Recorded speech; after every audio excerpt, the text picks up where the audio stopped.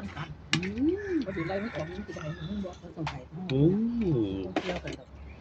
เขาต้องการหาเสียงช่วงนี้ใส่ตะปักเนาะ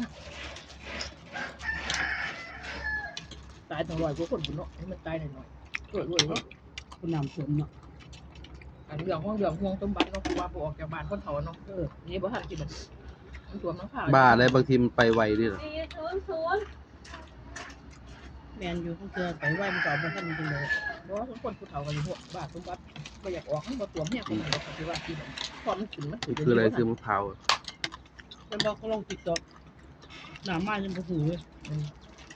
รวมรถบัสผมเนาะลองมึงเสียล้างมือทอดทันอยู่น้ำมายังบ่หูโต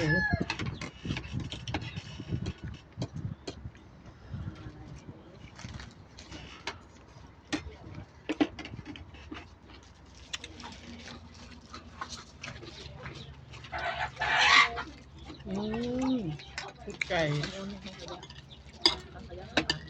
ว่างไว้ก่อน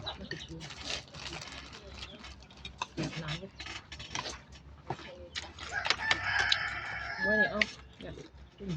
เอามาใส่นี่เป็นน้ำนี่อยู่